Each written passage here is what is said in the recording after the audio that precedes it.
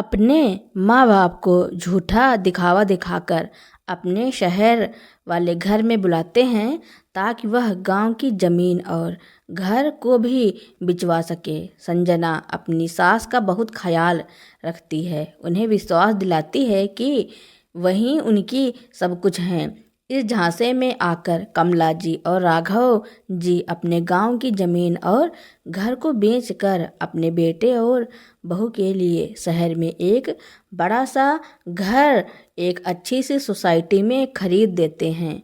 घर खरीदने के कुछ समय बाद भी बहू का रवैया अपने सास ससुर के प्रति बदलता जा रहा था। अब वह अपनी सास से खूब काम कराने लगी थी। यह बात राघव जी को बिल्कुल ही अच्छी नहीं लगती थी। कई बार उन्होंने अपने बेटे को यह सब बताने की कोशिश की, लेकिन बेटा था कि सुनने का नाम ही नहीं लेता था। राघव जी को अपना घर और जमीन बेचकर पछतावा हो रहा था।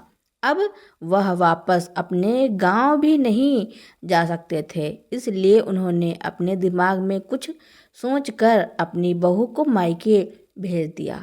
गौरव और संजना गांव में ना रहकर शहर में रहा करते थे। वह वहाँ 2 कमरों के किराए के घर में रहते थे। गौरव वहीं की मार्केट में एक छोटी सी दुकान चलाता था, जिससे उनका घर खर्च चलता था और किराए के पैसे भी देता था। घर में सिर्फ 2 ही कमरे थे। एक आगे छोटा सा बरामदा था। एक कमरे में संजना ने रसोई बनाई हुई थी। एक कमरे में बच्चे पढ़ लेते थे, खेल लेते थे। लेकिन संजना बहुत महत्वाकांक्षी थी। उसके बहुत बड़े बड़े सपने थे। वह चाहती थी कि उसका आज एक बड़ा घर हो या एक बड़ी सी सोसाइटी में 4 कमरों वाला फ्लैट हो, बड़े लोगों के साथ आना जाना हो, उनके साथ मिलना मिलाना हो, उनके जैसी जीवन शैली हो। संजना भले ही 2 कमरों के घर में रहती थी, लेकिन उसकी आदतें ऐसी थी जैसे बड़े महल में रह रही हो।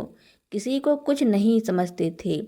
लेकिन गौरव की छोटी सी दुकान में कमाई ज़्यादा नहीं हो पाती थी, इसलिए वह गौरव से लड़ती झगड़ती रहती थी कि पैसे लाओ, ज़्यादा पैसे चाहिए, क्योंकि वह अपनी सहेलियों को दिखाना चाहती थी कि उसके पास भी बहुत सारे पैसे हैं, उसके पास भी सारी सुख सुविधा हैं, किसी चीज़ की कमी नहीं है। लेकिन धीरे धीरे गौरव भी अपनी पत्नी संजना की बातों में आता चला गया कि उसके पास भी खूब सारे पैसे होने चाहिए, बड़ा घर होना चाहिए, बड़ी दुकान होनी चाहिए। लेकिन समझ में नहीं आता था कि इसके लिए पैसे कहाँ से ले। तभी उनकी पत्नी गौरव को एक आइडिया देती है कि क्यों ना हम इस बार बच्चों की गर्मियों की छुट्टियों में गांव चलते हैं। उधर गांव वाले घर और ज़मीन को बेच देंगे और उस ज़मीन और घर के पैसे से हम शहर में एक बड़ा सा घर खरीद लेंगे। फिर हम बहुत अच्छे से रहेंगे, तुम्हारी दुकान भी बढ़िया हो जाएगी तो इनकम भी ज़्यादा होगी। गौरव कहता है, कैसी बातें कर रही हो, गांव वाले घर को बेचने के लिए माँ पापा जी कभी भी तैयार नहीं होंगे। वह उनका पुराना घर है। बच्चों की छुट्टियां होने वाली हैं तो चलो हम गांव चलते हैं, माँ पापा जी के पास रहेंगे और उनको साथ में रहने के लिए मनाएंगे। वह भी हमारे साथ इधर ही आकर के रहेंगे और हमारा एक बड़ा घर भी हो जाएगा। गौरव कहता है, ठीक है, हम अगले हफ्ते ही गांव चलेंगे और अपने माँ पापा जी से इस बारे में बात करेंगे। गौरव अपने माँ को फ़ोन करके कहता है कि हम अगले हफ्ते घर आ रहे हैं। उसकी माँ बहुत खुश हो जाती हैं, क्योंकि गौरव उनका इकलौता बेटा है जो कि शहर में रहता है और उधर ही उसने अपनी एक दुकान चलाता है। उससे ही अपने बच्चों का और घर का खर्च चलाता है। उसके माँ पापा जी बहुत ही खुश हो जाते हैं। कमला जी बहू बेटे के लिए तरह तरह के खाने की चीज़ें बनाना शुरू कर देती हैं कि मेरा बेटा आ रहा है, बहू आ रही है, पोते आ रहे हैं। अगले हफ्ते सभी लोग गांव में पहुंच जाते हैं और संजना तो गांव अपने दूसरे ही इरादे से आई थी। उसे तो अपने सास ससुर की जमीन और घर को बिकवाना था और अपने लिए शहर में एक बड़ा सा मकान खरीदना था। लेकिन बेचारे राघव जी और उनकी पत्नी कमला जी अपने बेटे और बहू की चालाकियों को नहीं समझ पाते। क्यों बेटा बहू 3 साल से घर नहीं आए थे और जब कभी भी घर आने के लिए बोलो तो बहाने मार देते कि गांव में आकर क्या करेंगे, बच्चे बिगड़ जाएंगे, गांव में लाइट की भी सुविधा नहीं है, बिना कूलर पंखे के हम कैसे रहेंगे, गांव में बहुत सारी समस्याएं होती हैं और 2 सालों से इसी वजह से घर नहीं आए थे। आज अचानक बिना बुलाए घर कैसे आ गए। लेकिन राघव जी और कमला जी को तो इसी बात से खुशी है कि उनके बेटे बहू पोते घर आ रहे हैं। बहू आकर के घर के सारे काम संभाल लेती है, अपने सास ससुर की खूब सेवा करती है, उनके पैर दबाती है, उनके कपड़े धोती है, तीनों टाइम समय से खाना बनाती है, अपनी सासू माँ के साथ बहुत अच्छा व्यवहार करती है, जिससे उसकी सास और ससुर शहर में आकर रहने के लिए तैयार हो जाएं। गौरव भी अपने पापा जी की खूब सेवा करता है, उनके खेती बाड़ी के काम में हाथ बटाता है, उनके बाहर के बाजार के जितने भी काम होते थे गौरव सब दौड़ दौड़ कर करता है। अपने बेटे और बहू की इतनी सेवा देखकर राघव जी और कमला जी बहुत खुश होते हैं और कहते हैं कि हमारा बेटा और बहू तो बहुत अच्छे हैं, हम किस्मत वाले हैं जो हमें इतना अच्छा बेटा बहू मिले हैं। अरे वह देखो, हमारी बहन की बहू तो बिल्कुल भी अच्छी नहीं आई है, उसने अब मेरी बहन को बहुत परेशान करके रखा हुआ है, बहुत तंग करती है, ढंग से खाने पीने को भी नहीं देती है और पूरे घर का काम कराती है। मेरी किस्मत तो भगवान ने अच्छी लिखी है कि मुझे अच्छी बहू मिली। बच्चों की जब छुट्टियां खत्म होने को होती हैं तो वह दोनों लोग अपने बच्चों को लेकर के शहर जाने लगते हैं तो कमला जी रोने लगती हैं और कहती हैं, बेटा अब तुम लोग चले जाओगे तो मेरे पोते चले जाएंगे तो बहू बड़ा लगेगा, और छुट्टियां होती तो और रुक जाते। तो संजना कहती है कि माँ जी हाँ, मेरा भी जाने का मन नहीं कर रहा है, लेकिन क्या करें, बच्चों का स्कूल खुल गया है तो जाना ही पड़ेगा। अब आप ऐसा करना माँ जी, आप हमारे पास शहर आ जाना, कुछ दिनों के लिए आपको उधर रखेंगे, बहुत अच्छा लगेगा। कमला जी को यह बात बहुत अच्छी लगती है। बहू बेटे के जाने के 3 महीने बाद कमला जी को अपने पोते की याद आने लगती है। वह अपने पति से कहती हैं कि हम अपने बेटे के पास शहर चलते हैं, कुछ दिन उनके पास रह करके आएंगे। तो राघव जी पहले जाने के लिए तैयार नहीं थे, लेकिन कमला जी के ज़्यादा जोर डालने पर वह शहर बहू बेटे के पास जाने के लिए तैयार हो जाते हैं।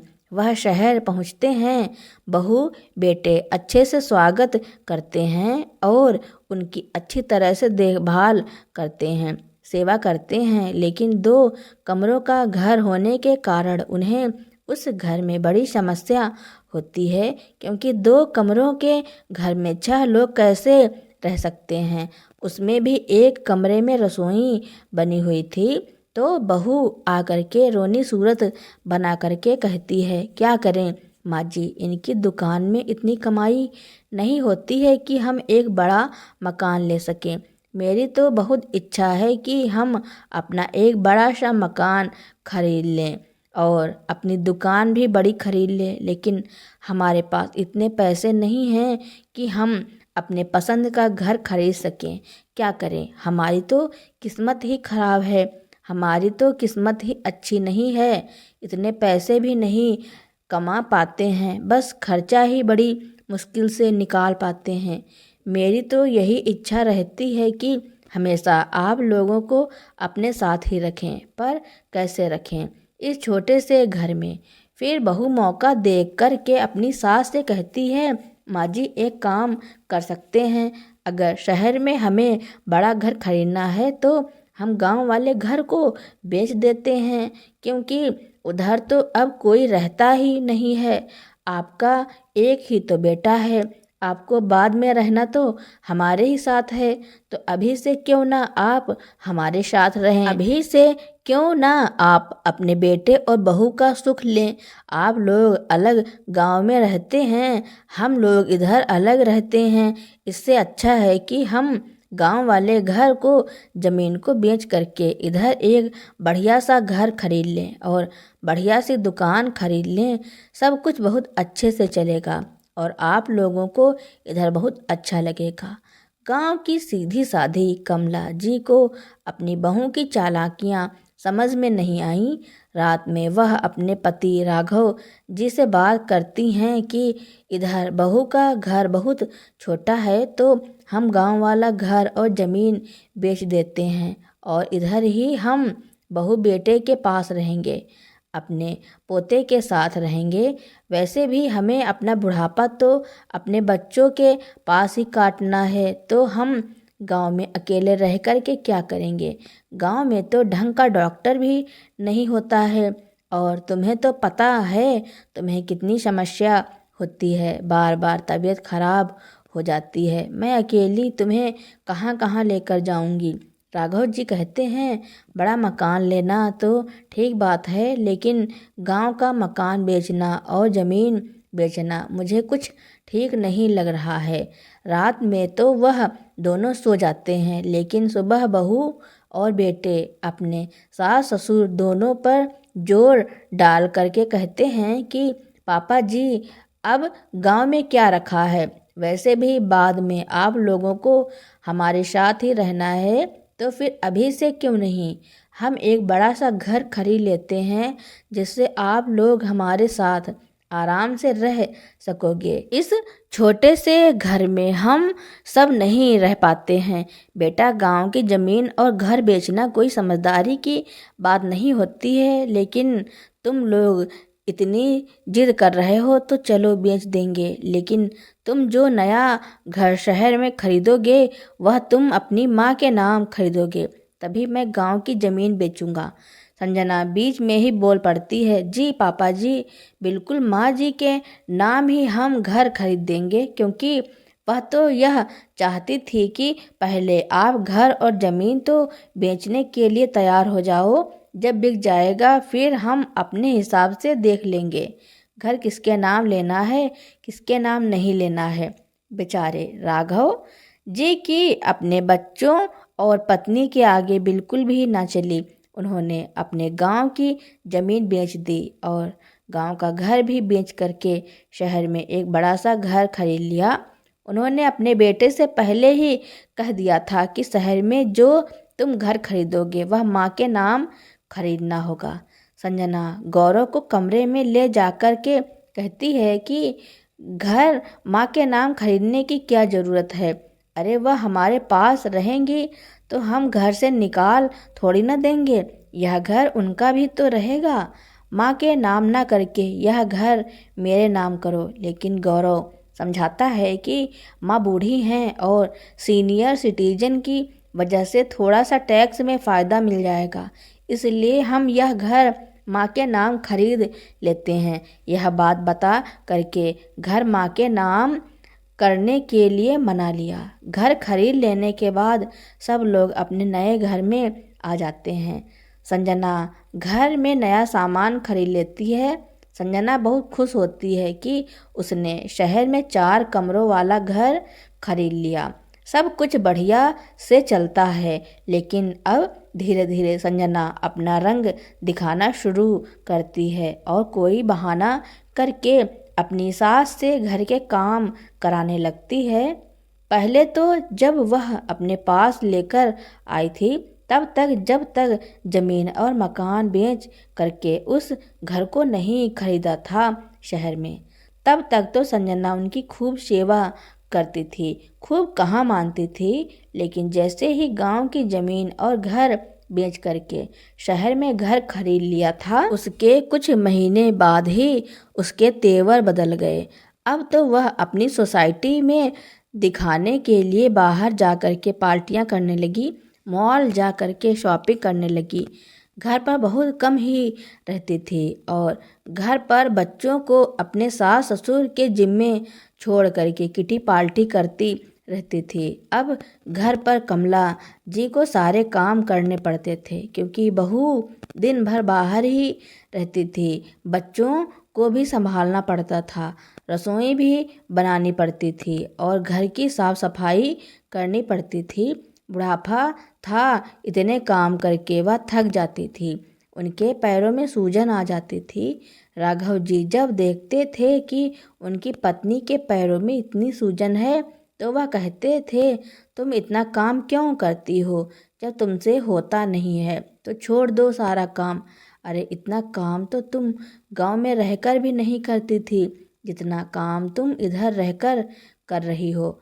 अरे इतनी जिम्मेदारियां तो तुम्हारे ऊपर तब भी नहीं थी जब तुम अपने छोटे छोटे बच्चों को संभालती थी जितनी कि अब तुम्हारे बुढ़ापे पर इतनी जिम्मेदारियां हो गई हैं। घर को भी संभालो, बहू के बच्चों को भी संभालो। आने दो गौरव को, मैं उससे बात करता हूँ। ऐसे कब तक चलेगा? जैसे ही शाम को दुकान से गौरव आता है तो राघव जी उससे बात करते हैं कि बेटा तेरी माँ का बुढ़ापा है, अब उनसे इतना काम नहीं होता है। तुम ऐसा करो, अगर बहू के पास समय नहीं होता है तो घर में एक काम वाली बाई रख दो। कम से कम वह घर में साफ सफाई और बर्तन धोने का काम तो कर देगी। तुम्हारी माँ से इतना काम नहीं होता है। संजना अपने ससुर जी की बातें सुन लेती हैं तो कहती हैं, थोड़ा सा भी काम नहीं होता है क्या? अभी इतना कौन सा उनका बुढ़ापा आ गया? गांव में रह कर भी तो वह यही सब करती थी। उधर कौन सी उनको काम वाली बाई मिल जाती थी, और करती भी तो अपने पोते का और अपने बेटे का ही हैं, किसी दूसरे के घर में जाकर थोड़ी ना करती हैं। बहू के इस तरह से बात करने पर राघव जी को बहुत गुस्सा आ जाता है। तुम्हारी हिम्मत कैसे हुई इस तरह से बात करने की? अरे तुम्हारी वजह से ही हम लोगों ने गांव का घर और ज़मीन बेची और इधर आकर तुम्हारे साथ रह रहे हैं, और तुम इस तरह से बूढ़ी माँ का अपमान कर रही हो। संजना चिल्ला करके बोलती है, तो इसमें कौन सा एहसान कर दिया? आपने भी किया है, कुछ अलग तो नहीं किया आपने। अरे माँ बाप का जो कुछ होता है वह अपने बच्चों को ही तो देते हैं, तो वही सब आपने इसमें एहसान करके और बात को बढ़ता देख करके हाथ पकड़कर अंदर कमरे में ले जाती हैं। राघव जी को सबसे ज़्यादा गुस्सा इस बात का आ रहा था कि बहू इतना कुछ बोल रही थी लेकिन उनका बेटा कुछ भी नहीं बोला, चुपचाप उनकी बातें सुनता रहा। उसने अपनी माँ की इतनी बेइज्जती सहन कैसे कर ली? उसको जरा सी भी शर्म नहीं आई कि उसकी बीबी माँ से इस तरह से बात कर रही थी, और वह चुपचाप से सब कुछ सुन रहा था। कमरे में गौरव और संजना आपस में बातें कर रहे थे कि अब इन बूढ़े बुढ़िया को अपने पास रखना बहुत मुश्किल हो गया है, बहुत किटकिट करने लगे हैं। अरे जरा सा काम करती हैं और इतना सुनाती हैं। अब मैं इनको अपने घर पर नहीं रख सकती हूँ, अब इनको वापस गांव में छोड़ आओ। तो गौरव कहता है कि गांव में किसके पास छोड़ आएं? हमने तो गांव का घर जमीन बेच करके उनसे पैसे ले करके इधर घर खरीद लिया। अगर गांव नहीं जा सकते हैं तो इनको इधर ही भेजने की व्यवस्था करो। मैंने एक वृद्ध आश्रम में बात की है, घर में रह कर के बहुत टोका टाकी करते हैं। अब मुझसे बर्दाश्त नहीं होता है, मैं इनको इस घर में नहीं रख सकती हूँ। इन दोनों को वृद्धाश्रम भेज दो, पर मैं अब इनको घर में नहीं रखूंगी। गौरव संजना से कहता है कि संजना, तुम कैसी बातें कर रही हो? अरे, हमारे कहने पर ही तो माँ पापा जी ने गांव की जमीन और घर बेच दिया और आज हमारे लिए इधर 4 कमरों का घर लिया है। नहीं तो हम 2 कमरों के घर में रहते थे। आज उन्हीं के कारण इतना बड़ा घर बढ़िया रहने को मिला है और तुम उन्हीं को घर से निकालने की बात कर रही हो। तो संजना गौरव पर चिल्ला पड़ती है, अगर तुम उनको इस घर से नहीं निकालोगे तो मैं इस घर को छोड़ करके बच्चों को लेकर चली जाऊंगी और तुम पर घरेलू हिंसा का केस भी करूंगी। बेचारे गौरव की अपनी पत्नी संजना के आगे एक न चली। वह बेबस हो गया, क्योंकि उसे अपनी बीबी, बच्चों या फिर माता पिता में से किसी एक को चुनना था। वह तो बीच में फंस गया था कि अब वह क्या करे, लेकिन अपने बच्चों को ऐसे अकेले नहीं छोड़ सकता था। इसलिए उसने अपने पापा जी से बात करने की हिम्मत जुटाई। हालांकि वह बात करने में बहुत डर रहा था कि मैं अपने पापा जी से यह बात कैसे कहूँगा, लेकिन फिर भी डरते डरते उसने अपने पापा जी से कहा, पापा जी, मैंने इधर पास में ही एक वृद्ध आश्रम में बात की है। अच्छा है, उधर सारी सुख सुविधा हैं, आपको उधर कोई तकलीफ नहीं होगी और आपको जितने भी खर्च के लिए पैसों की ज़रूरत पड़ेगी वह सब मैं आपको देता रहूँगा। राघव जी और कमला जी ने अपनी बेटी की यह बातें सुनी तो उनके पैरों के नीचे तो जमीन ही खिसक गई। आंखों के सामने अंधेरा छा गया कि उनका बेटा क्या कह रहा है। अरे, जिस बेटे के लिए उन्होंने अपना सब कुछ निछावर कर दिया, वही बेटा अब वृद्ध आश्रम भेजने की बात कर रहा है। अपने बेटे गौरव की आंखों में भी आंसू को देख लेते हैं और वह समझ जाते हैं कि उनके बेटे की भी कहीं ना कहीं कोई मजबूरी है जिस वजह से वह यह सारी बातें कर रहा है। वह 2 दिन तक चुप बैठे और बहू की बातें सुनते हैं, उन्हें अच्छे से समझते हैं और समझ में आ जाता है कि बहू बेटे को धमका रही है। फिर वह एक निर्णय लेते हैं। अपने बेटे गौरव से कहते हैं कि बेटा, तुम बहू और बच्चों को ले करके उनके मामा के घर घुमाओ 10 दिन के लिए। उन सबको घुमा फिरा कर आओ, तब तक मैं देखता हूँ मुझे कौन से वृद्धाश्रम में जाना है। गौरव अपने पिता जी की बात मान करके अपनी पत्नी संजना और बच्चों को ले करके उनके मायके चला जाता है। संजना भी मायके जाने के नाम से खुश हो जाती है, लेकिन अपने सास ससुर को कहकर जाती है कि जब तक मैं वापस आऊं तब तक देख लेना कौन से वृद्ध आश्रम में जा रहे हो। लेकिन जब गौरव और संजना अपने मायके से लौट कर आते हैं तो देखते हैं उनके घर में 2 नए किराएदार रह रहे हैं। पापा जी ने अपने लिए एक कमरा और किचन रख ली और पूरा घर किराए से उठा दिया। जब घर के अंदर आई तो देखती है कि घर में किराएदार रह रहे हैं, तो वह अपने ससुर पर भड़क जाती है कि यह क्या किया आपने, मेरे घर में आपने किराएदार कैसे रख लिए हैं बिना मुझसे पूछे। अरे, आपको तो जाना था इस घर से, उल्टा आपने किराएदार रख लिए हैं। अभी के अभी इनको निकालो और आप भी निकलो इस घर में, अब आप नहीं रह सकते। राघव जी चिल्लाते हुए बहू से कहते हैं कि इस घर को कमला जी के नाम खरीदना तुम शायद भूल गई हो। टैक्स बचाने के लिए तुम दोनों ने यह घर कमला के नाम खरीदने के लिए हाँ किया था, तो यह घर तो हमारा है। इस घर से हम बिल्कुल भी नहीं निकलेंगे और अगर किसी को इस घर से निकलना है तो वह तुम निकलोगे। तुम अपना बोरिया बिस्तर बांधो और इस घर से निकलो। तुम जहाँ पहले 2 कमरों के घर में रहती थी उधर ही जाकर के रहो। अब तुम इस घर में नहीं रह सकती हो। इस घर में मैं और मेरी पत्नी रहेंगे। और रही बात मेरे खर्च की, तो जो किराएदार रखे हैं उस किराए के पैसे से हम दोनों पति पत्नी अपना खर्चा चला लेंगे। हमें तुमसे पैसे मांगने की बिल्कुल ज़रूरत नहीं है। अब बस अपना सामान बांध लो और जहाँ जाना है उधर जाओ।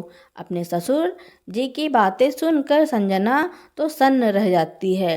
उसको कुछ समझ ही नहीं आता है कि क्या बोले, तो वह जल्दी से हाथ जोड़ करके अपने ससुर जी से माफ़ी मांगने लगती है कि पापा जी मुझे माफ़ कर दो। मैंने माँ के साथ जो भी किया उसके लिए मैं बहुत शर्मिंदा हूँ। लेकिन राघव जी संजना को माफ़ नहीं करते हैं, क्योंकि वह जानते हैं कि बहू का यह नाटक हमेशा से ही ऐसा ही था। जब घर जमीन बेचकर नया घर लेना था तब भी ऐसे ही नाटक करके उन्हें फंसाया था और बात मनवा ली थी। अब वह अपनी बहू के झांसे में बिल्कुल भी आना नहीं चाहते थे। कमला जी और राघव जी अपने बेटे के लिए दुखी थे, लेकिन कहते हैं ना कि गेहूं के साथ भी घुन भी पिसते हैं। जब बहू उनके साथ गलत बर्ताव कर रही थी तब बेटे ने भी कुछ नहीं कहा। वह भी उसकी हाँ में हाँ मिलाता था। अगर बेटा सही हो तो बहू कभी भी अपने सास ससुर के साथ गलत बर्ताव नहीं कर सकती। अब दोनों बेटे और बहू को अपना घर छोड़कर जाना पड़ा और वहीं 2 कमरों के घर में रहने लगे। उनका जीवन फिर से उसी तरह से हो गया था जिस तरह से पहले था। तो दोस्तों, किसी ने सही कहा है, बुरे काम का हमेशा बुरा ही नतीजा होता है। तो दोस्तों, राघव जी ने अपने बेटे और बहू के साथ जो किया उसके बारे में आपका क्या कहना है और यह कहानी आपको कैसी लगी, कमेंट में ज़रूर लिखना। मेरी कहानी सुनने के लिए आपका बहुत बहुत धन्यवाद।